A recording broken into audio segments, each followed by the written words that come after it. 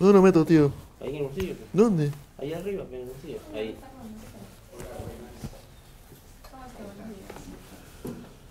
Fernando, gracias por venir. Mucho gusto. ¿Cómo estás? Toma asiento, por favor. Hola. Buenos días. Ahí, tratando de ser puntual. Claro, te siento. ¿Estás bien? ¿Ah? ¿Todo bien? Sí, sí. Ya. No me he traído ni un papel, ¿ah? ¿Papel de qué? De temas. De No temas traer el maletín. de denuncias, de quiero referencias, programáticas. Quisiera hacer una conversa. ¿Puedo tratarte de tú, de usted como...? Por favor, sí. ¿Yo cómo te trato? ¿De Henry? Luis Carlos. Luis Carlos. Sí, nos tratamos de tú. Quiero armar una conversa contigo, más allá de los temas que usualmente tocas, sobre Fernando, sobre ti, porque Bien. tú has aparecido de un momento a otro y te has vuelto casi un meme, una celebridad de internet, pero muchos jóvenes no conocen necesariamente la carrera desde los 80. Entonces quería ver si te parece conversar. Perfecto. ¿Sí? Claro. Primero que todo, Mm. tienes un sobrenombre, Ah. que es Poppy. Sí, y sí. que... ¿Estamos grabando o no? Sí, estamos grabando. ¿Ya estamos grabando? Sí, todo bien. Ah, muy bien. No hay ningún problema. No. Y que no solo los jóvenes ignoran de dónde viene, sino que ignoran que hay un Poppy original. Y yo quisiera que contemos juntos un poco la historia, la imitación y todo, ¿te parece? Pues sí, claro, todo lo que... Tú eres Fernando Olivera, pero la gente Te te conoce agradezco como- la invitación y, No, gracias a ti por venir. y, ¿Cómo inicia tu y la sobrenombre temática, la conversa. Poppy? Bueno, yo fui el diputado más joven el año 85 Ujú. y venía de tener una trayectoria y una formación que marcó mi vida en la Fiscalía de la Nación, desde que el primer fiscal de la Nación, Gonzalo Ortiz de Ceballos, me convocara el año 81 para ser el secretario general de la Fiscalía de la Nación. Un privilegio para mí trabajar al lado de un gigante de la justicia y poder ver todos los temas de corrupción, narcotráfico, terrorismo, derechos humanos. Pues así llegué al Parlamento el año 85. El APRA tenía mayoría en el Congreso. Alan García llegó engañando a muchos peruanos, muchísimos peruanos. Era joven, muchos peruanos creyeron en la transparencia y la buena fe de su juventud. Y sin embargo, cuando juró el cargo, ya era un gran farsante. Llegó corrupto a la presidencia. Ya siendo presidente electo, ya estaba haciendo negociados. Por ejemplo, con los Mirage, que se descubrió ese negociado junto con el fiscal Morgenthau de Nueva York en medio de algunas investigaciones que yo presidí en la Cámara de Diputados. Pero, ¿qué pasó? El año 86, ¿sí? Yo ya era diputado independiente. Había salido elegido por Convergencia Democrática, que era una coalición de partidos, el PPC, el Movimiento de Bases Hallistas de Andrés Tausen, y los independientes. Pero esas cosas de la vida, ¿no? En mi grupo parlamentario había un diputado que había sido ministro de Justicia, el cual estaba involucrado en unas investigaciones de sobrevaluación en la construcción de penales en el Perú, el denominado caso Ugarte. Y claro, yo había salido elegido y era mi convicción la lucha contra la corrupción. Pues la prueba estaba allí, que un miembro del partido y del grupo parlamentario que pertenecía involucrado en un caso de corrupción al cual tenía que acusar. Pues el partido primero intentó que me fuera de viaje, que me olvidara del tema, ¿no? Para luego, ante mi negativa, decirme que bueno, que yo tenía que defender porque era miembro de mi partido, ¿eh? Y eso pues es una visión equivocada, ¿no? Y inmoral, ¿no? de cómo es el cumplimiento del deber. Ya había renunciado, con lo que quiero decir es que estaba como independiente, solo en medio de esa de ese parlamento que tenía 180 miembros, y muy joven, jovencísimo. Entonces, yo seguía mis investigaciones y tenía mi maletín.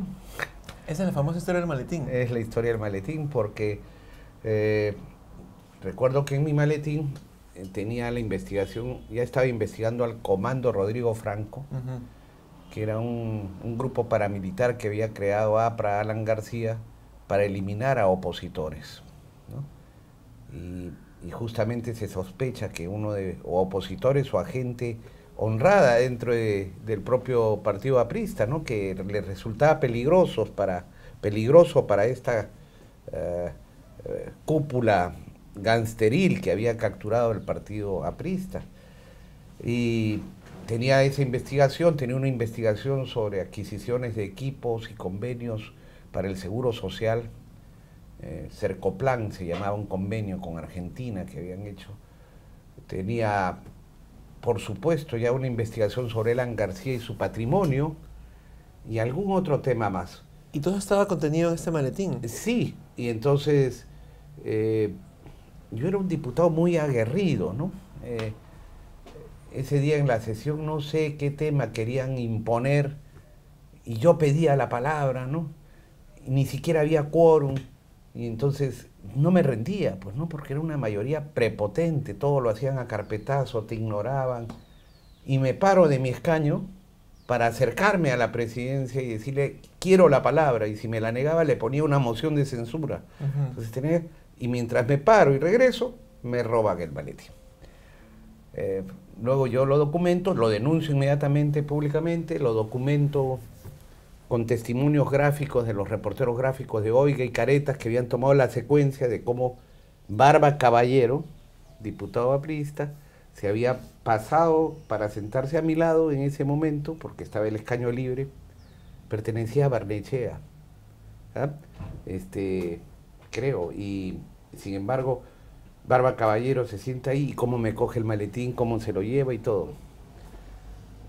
Y claro, ese día, en la noche termina, era sesión de Congreso, creo, sí, o sea, sesionaban senadores y diputados juntos. Y yo me iba, salía del Congreso ya en la noche, caminando, no tenía auto, ¿no? Me iba a tomar un taxi ahí en la avenida Bancay, ¿no? Y de pronto hasta la puerta sale Armando Villanueva, Patachón, ¿eh? A quien conocí de muchos años, inclusive tenía relación con mi familia, y me dice, Fernando, ¿no? En la puerta del Congreso, ven, bueno, regreso. ¿Qué pasa, Armando? Oye, vamos a tomar un trago. Me dice, mira, le digo, si tú quieres tomar un trago, ¿no? Y conversar cosas libres, pues vamos fuera del Congreso, ¿no? De acuerdo. Pero si quieres tú tratar a algo del Congreso, propio de la función, pues en la presidencia, en tu presidencia, él era presidente del Senado y era el diputado Olivera, vamos a la presidencia sin trago y lo conversamos ahí. Al final fuimos a la presidencia, al final se puso un trago él. Ah, muy bien. Se puso su whisky. Y bueno, ¿y qué me dijo? Me dijo, muy bien, Fernando, me dijo, tu maletín lo tiene Alan ahora, ¿ah? Ya se lo han llevado inmediatamente. ¿Lo tiene Alan? Sí, y él me felicitó además, me dijo, Fernando, muy bien que estés investigando a García, que se cree ya el Dios, mientras nos maltrata a los líderes históricos y está traicionando al APRA. Bueno, le dije, sí, pues, si tú lo dices, le digo, Armando, qué mayor razón. Oh, yo te prometo, te vamos a devolver tu maletín, en la próxima sesión que voy a presidir, yo te lo voy a devolver. Pero vacío. ¿Ah? Te lo voy a devolver, oye, pero ¿qué vacío. crees? Entonces, yo mando mi carta al Congreso adjuntando las fotos de los reporteros gráficos, y diciendo, pues, mi maletín, ¿eh? Pero es que esto parece cómico, de claro. broma, parece de Chiste, ficción, claro. ¿no? Que te roben un maletín en el hemiciclo, nada menos. ¿Y quién? Un diputado. ¿Dónde estábamos, no? Parece ¿sí? Parece efectivamente que no fueran diputados, senadores, que fueran marcas, ¿no? ¿Cómo les llaman a estos? Bueno, pirañas, en fin, bueno, lo que son en realidad, ¿no? Ya, pero bueno. La gran mayoría, porque en verdad yo soy un demócrata y yo sí creo que hay que rescatar el valor de la política, ¿no? Que en esencia es entrega a tu pueblo, a una causa, a un ideal, no esto. Bueno, ¿y qué pasa? Entonces, claro, Alan García toma conocimiento que yo lo estaba investigando, ¿no? Dicho sea de paso, para terminar, mando mi carta, dan cuenta en el Congreso de mi carta diciendo tal fecha en la sesión, como denuncié, me robaron, aquí adjunto las fotografías tomadas por el reportero tal de Oiga, tal de Caretas, tal, por favor pido que se me devuelva, claro. ¿no? ¿Qué cosa crees que hicieron estos búfalos repugnantes? ¿Qué pasó? Dieron cuenta de mi carta y acto seguido, moción de suspensión del parlamentario Fernando Olivera. Oye, sin darme el uso de la palabra y sin nada, ¡juá!, suspendido 120 días de la función parlamentaria. ¿Por reclamar? ¿Qué? Por reclamar. Pero eso está en el diario de Debates. Lo que parece, y claro, ¿no? Con la alcahuetería de una serie de gentes que callaron, que no protestaban, era la orden de García, ¿no? Ya, pero ¿en qué momento Y te entonces, vuelves, te vuelves muy popular al punto de volverte un ícono, digamos? No fue fácil, no creas. No, pero digamos, mi pregunta iba en torno a la imitación, que es la que te da tu sobrenombre ahora. ¿Cómo se dio este encuentro con Carlos Salas? Iba. Ah, perdón, ya. A eso iba, justamente.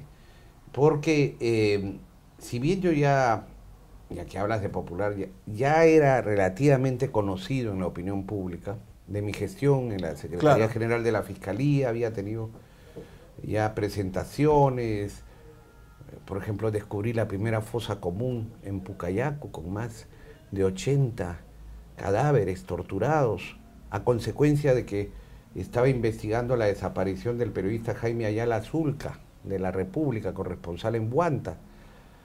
Un hecho macabro. Bueno, ya había tenido varios casos, el caso de Jesús Oropesa Chonta, el dirigente campesino de Puquio, que también lo habían desaparecido, casos de narcotráfico, el caso Lambert, Rodríguez López, etc.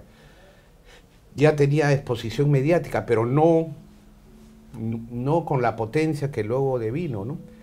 Lo que pasó es que Alan García, que se sentía Dios, efectivamente, creo que se sigue sintiendo, no sé si después del debate se haya dado cuenta que hay un David que le dio duro, ¿no?, a quien se creía Goliat. Pues García dijo, no, ese diputadito Olivera yo no le voy a contestar como un presidente va a bajar a ese nivel. Y entonces, en ese entonces Panamericana lo presidía Héctor Delgado Parker, que era su compadre, o sea, padrino de, no sé si del último hijo de Alan García. Y entonces, ahí crean el programa más sintonizado de la época, era Risas y Salsa, que salía los sábados a las 8 de la noche, pero era un rating así, ¿no? De lejos, el más visto en el Claro, Perú. de hecho, histórico, pues, ¿no? Histórico. Un programa histórico. Claro. Y bueno, de ahí han salido Rossini, Schumann, casi todos. Toda una cantera de imitadores, el propio Carlos Álvarez. Carlos Álvarez estaba ahí haciendo sus pininos prácticamente. Y bueno, así es como hacen surgir con Carlos Álvarez el personaje Popi Vera. Ah, ¿era Popi Vera al comienzo? Claro, ¿por qué? Porque había un payaso venezolano que salía también en Panamericana, en las mañanas, Popi Olivera. No Popi se llama. El payaso Popi, claro. El payaso Popi, que tenía una peluca como un cerquillo, como los payasos, ¿no? Y yo sí usaba el pelo largo, siempre lo he usado en mi vida, ¿no? Unas veces un poco menos largo, otras más largo, pero largo.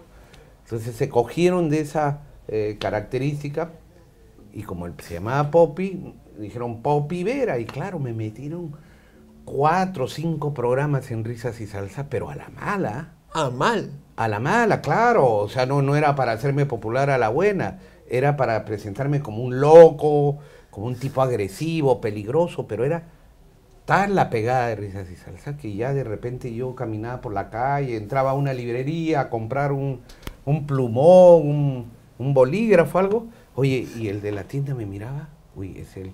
Retrocedía así, que desea, ¿no? Era una cosa así, ¿no? Porque sí, la imagen del Popi medio loco, peligroso, era mayor a la que habían visto pues en mi actuación en la Fiscalía de la Nación. Pero eso le conviene a un político, ¿no? O sea, bueno, perdóname, te puede destruir. ¿Sí? Claro que te... ¿A ti nunca te destruyó? No, porque por eso te dije, porque trabajé muchísimo. Encima me habían suspendido, ¿te das cuenta? No tenía mi tribuna parlamentaria, estaba prácticamente apestado en los medios de comunicación, porque los medios de comunicación también se vuelven complacientes con el poder, ¿no? Totalmente, claro.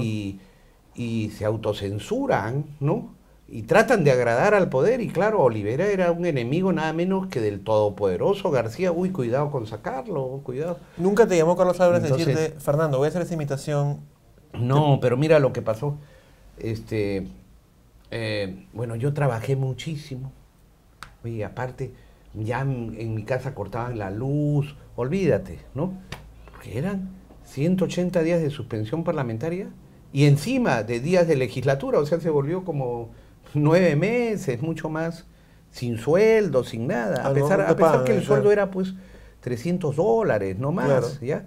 Pero de ahí tenía que poner mi oficina, no sé cómo hacía, qué milagros hacía en la casa. Lo que sí recuerdo es que mi esposa fue abnegada realmente, ¿no? Porque yo le dije, nos casamos, aquí el lema es contigo pan y cebolla, tú conmigo, yo contigo, ¿ah? O sea, a lo que yo pueda. Claro, claro, claro. Porque ella era de una familia acomodada del Perú, de Lima, ¿no? Pero justamente esas fueron nuestras reglas, nuestros acuerdos, ¿no? Y se cumplió, me cortaban la luz, ¿cómo hacer para eso? Viajé muchísimo al interior del país, me pasaban la voz de sindicato, los ronderos, temas de derechos humanos, etcétera. Claro, me ayudaban, me pagaban el pasaje, me hospedaban por aquí, pero los universitarios, ¿cuánto trabajé con los universitarios? Que creo que hubo una toma de universidades del APRA, trabajando para sacar libres a cuánto inocente. Mucho trabajé. Allí llegué inclusive a recibir solidaridad de caretas, porque llegaron a prohibirme el ingreso al Palacio Legislativo. O sea, podía entrar cualquier persona, cualquiera, a dejar un escrito, etc. Bueno, sí. Pero Fernando Olivera no podía cruzar.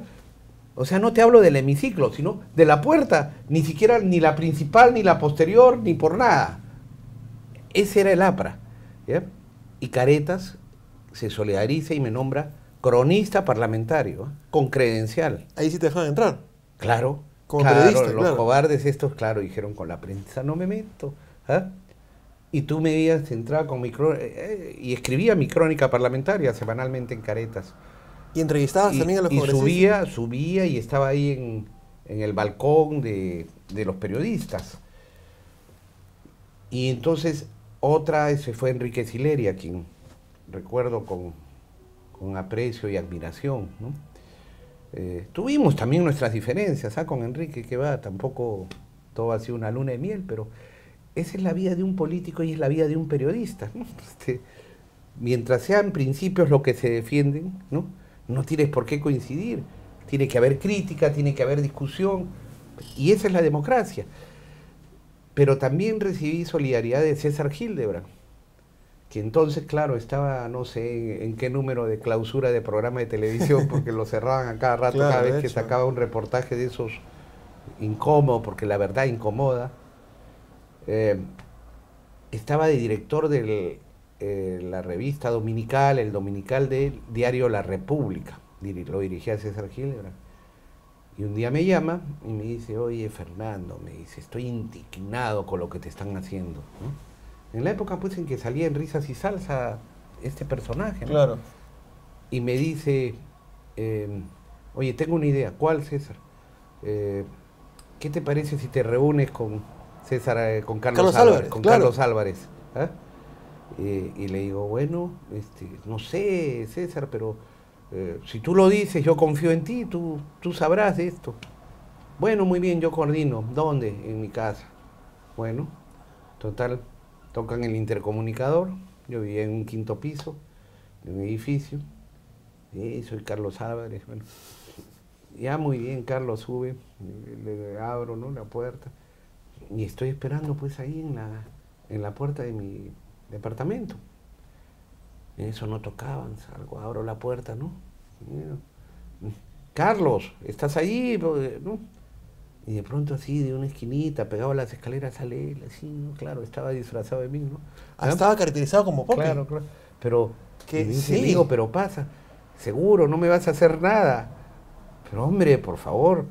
¿Y por qué fue caracterizado de Poppy? Y quería pues, creía que yo le iba a agarrar a golpes, que lo iba a pegar, pues, o sea, un poco el personaje Claro, que claro, él representaba. No, le dije, pasa.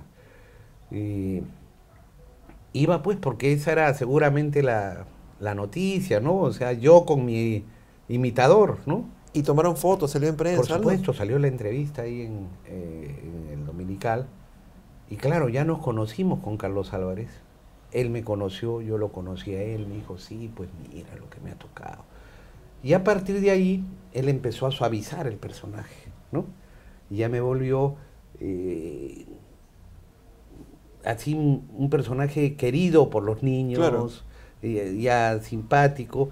Y a la vez yo trabajaba y trabajaba mucho, con lo cual ya me habían hecho popular negativamente, pero cuando me conocieron que estaba trabajando y le entré más duro al tema de la corrupción.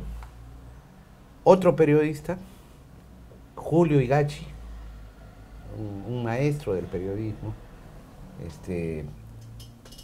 que era amigo mío, y en ese entonces estaba en Canal 9, ¿no?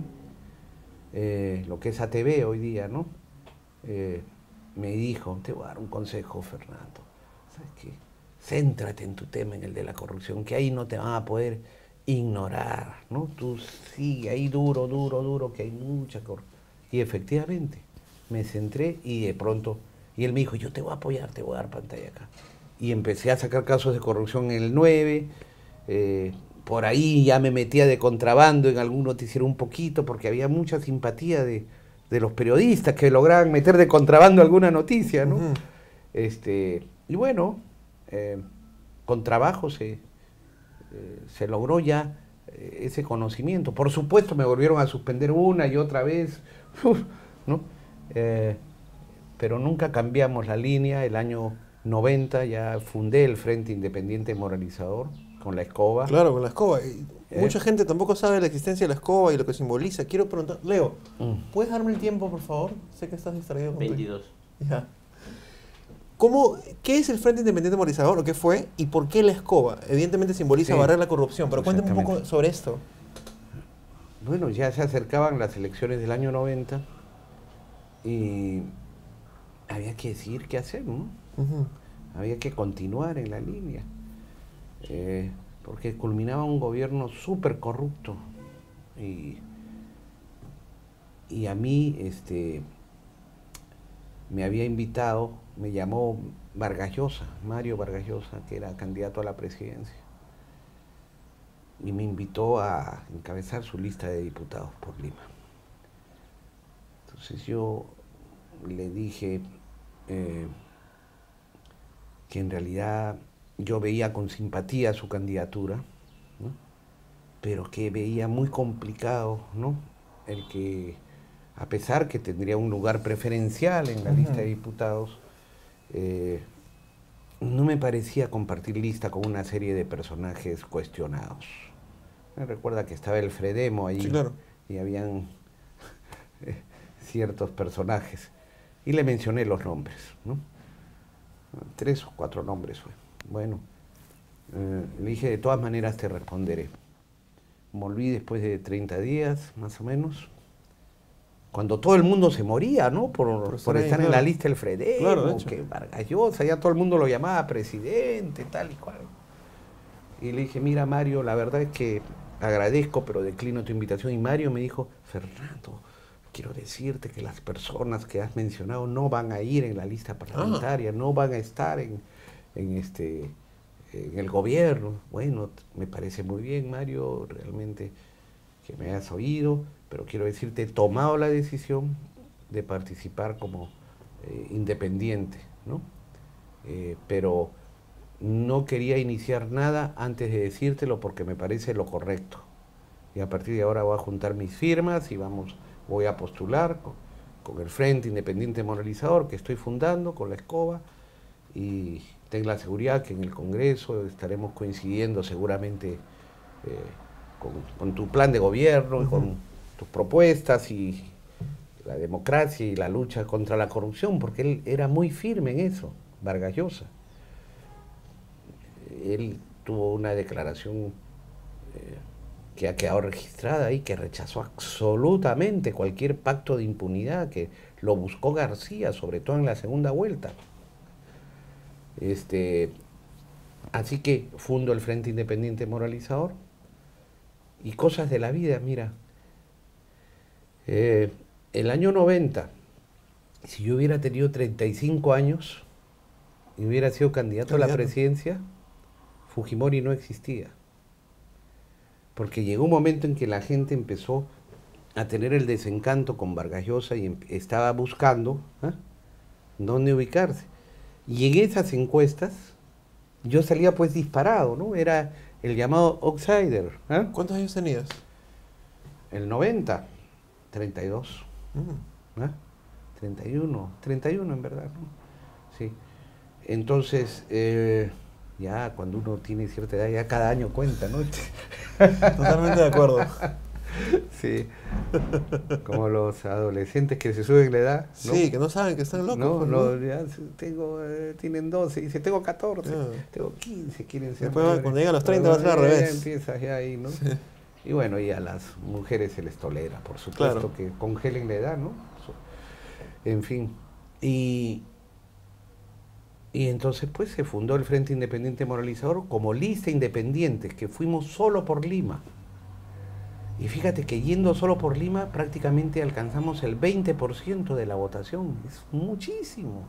Con una propaganda pues, mínima. Pero la escoba se volvió un símbolo bastante fuerte, claro, un ícono hasta ahora. Sí, por supuesto. Tú sigues cogiendo la escoba. Por supuesto, y los spoxitos de televisión que sacábamos salía, la escoba es el símbolo del Frente Independiente Moralizador de Fernando Olivera. Todavía no había incorporado el Poppy, creo. ¿Has usado Poppy alguna vez? Sí, claro, ya, porque claro, la gente ya me empezaba a llamar Poppy, pero con cariño, pues, ¿no? O sea, Poppy. ¿Pero en qué elección? Porque yo recuerdo que la elección del 2000 el spot era Presidente Olivera, decían. Sí. ¿Te recuerdas en qué elección comenzaste a incorporar el Poppy? Pues, en las posteriores, de repente, Sí. Sí, pues en la presidencial creo que no lo usé, Y el spot era curioso, no era Olivera Presidente, era Presidente Olivera, ¿lo recuerdas? Claro. Muy bacán. Sí. Fíjate, ahí Sí, ahí estuve bien apoyado por amigos creativos. Sí, claro. Oye, ¿cuánto tiempo nos queda? Hay un montón de cosas que hablar. 28. Quedan 7 minutos. Quisiera invitarte en una segunda ocasión porque quiero hablar sobre tu chamba como congresista, tu candidatura a la presidencia, tu breve paso por la Cancillería y sobre todo, si no te molesta, y sobre todo el fenómeno al que has llegado ahora. ¿Cómo? Rómulo. Bueno, la discusión con Rómulo, que he visto el video varias veces, la pelea con Rómulo León, que mientras él te intenta golpear, tú estás como... Claro, porque yo lo rozaba con un dedo y tenía 180 días más de suspensión. Pero si hasta quisieron plantearlo, pero ya no se atrevieron. En la pelea con Rómulo León, que pueden buscar en YouTube, Rómulo viene a atacarlo a puño limpio, porque Fernando está haciendo así. Porque yo había dicho, estábamos discutiendo el presupuesto de la República, y yo decía, si al menos hubiera honradez en el gobierno, nos ahorraríamos el 10% del presupuesto. Y le digo, no, diputado Rómulo León, ¿usted sabe de eso? ¿Por qué? Porque era famoso, pues, los del 10%, lo que cobraban 10% por las licencias previas de importación, 10% del dólar MUC, 10% de los préstamos de la banca estatal. Coima. Y ahí estaba, claro, 10% de coima. Rómulo León, Enrique Cornejo, los famosos 10%. Entonces, por eso se la solté así, fue, no, diputado Rómulo León, usted sabe de eso. Y vino el toque. Entonces el otro, claro, cogí carne, y vino todo matón, Y los diputados que estaban ahí, que eran de Izquierda Unida, mis amigos de Izquierda Unida que estaban ahí, se pusieron porque ya sabían, uy, a este vienen, ¿no? Para volverlo a suspender, ¿no? Pero te jaló el pelo y todo, hay una parte donde él te... Sí, ve, pero como se ve bien yo, así. Exacto. ¿no? Miren, yo no soy, ¿eh? Y quiero conversar en una segunda ocasión, si me lo Sí. permite, sobre ese fenómeno de redes sociales. ¿Cómo te sientes con esto? Bueno, yo muy comprometido después de esta última campaña, porque uno es así, se entrega de verdad, Claro. no está hablando para buscar unos votos más o menos, sino lo que uno dice es lo que realmente cree. Yo vine aquí y asumí la responsabilidad de la candidatura a la presidencia porque creía y creo al día de hoy, que el sistema de corrupción sigue imperando en el Perú y que tenemos que darlo todo, ¿no? Hasta el último respiro de nuestras vidas. No rendirnos, no resignarnos tampoco. Hay que dar la batalla y ahora me siento revitalizado, fortalecido, porque a consecuencia del debate, Ujú.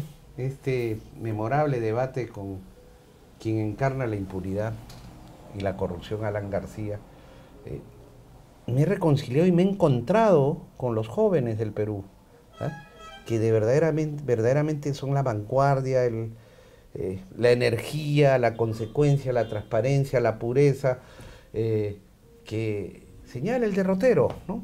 Y junto con quienes nos conocen de toda la vida y quienes son conscientes cada día del poder inmenso que estamos enfrentando, pues me tienen ahí comprometido. Yo estoy ahora en el Perú y seguiré estando en el Perú hasta lograr derrotar democráticamente todo este sistema de corrupción que lamentablemente sigue empoderado, ¿no? Yo, permíteme hablar en primera persona, pedí el voto en segunda vuelta para Kuczynski porque no quedaba otra. La Fujimori era condenar al Perú a una dictadura corrupta de narcotráfico y gangsteril por no menos de 25 años, ese plan verde. Al menos con Kuczynski sabes que en 5 años pues Queríamos conversar habrá sobre un el plan cambio. verde. El Hay, plan hay verde. muchos jóvenes que dices Por plan verde y supuesto. creen que es un plan ecológico. Era un plan No, para no. quedarse en el poder. Era un plan elaborado por los militares, Servicio de Inteligencia, Montesinos, para perpetuarse en el poder. Ujú. Donde, por ejemplo, alguno de los puntos era, por supuesto, la libertad de prensa totalmente cautiva. Olvídate de estos medios, de internet. O sea, todo. no era broma, en realidad querían No. quedarse en el Por poder a supuesto. como dé lugar. Así es. Y eso fue abortado porque fue publicado por la revista Oiga, ¿no? Y luego confirmado en las investigaciones judiciales que se han hecho. Ahí está. Ahí Bueno, se y admite. el plan fue abortado también porque el régimen se cayó por la salida de bueno. Vladivideo, pues, ¿no? Sí, Que me encantaría también cayó. conversar en otra ocasión. Por favor, ¿Puedo invitarte otra vez y seguimos conversando? por favor. Cuando veas los comentarios de este video, te aseguro que la gente va a decir que Fernando regrese. Así que hablemos sobre tu trabajo en el Congreso, sobre el Vladivideo, sobre la caída del gobierno fujimorista, sobre tu candidatura a la presidencia, sobre tu breve paso por la Cancillería, sobre tu candidatura presidencial. Y eso, te agradezco, gracias No, por... yo soy quien te agradezco muchísimo. No, yo te agradezco a ti. Muchas gracias por tu tiempo. Y muy próximamente un segundo episodio con Fernando. Nos vemos pronto. Chau. Vamos. Cortamos, Leo. Listo.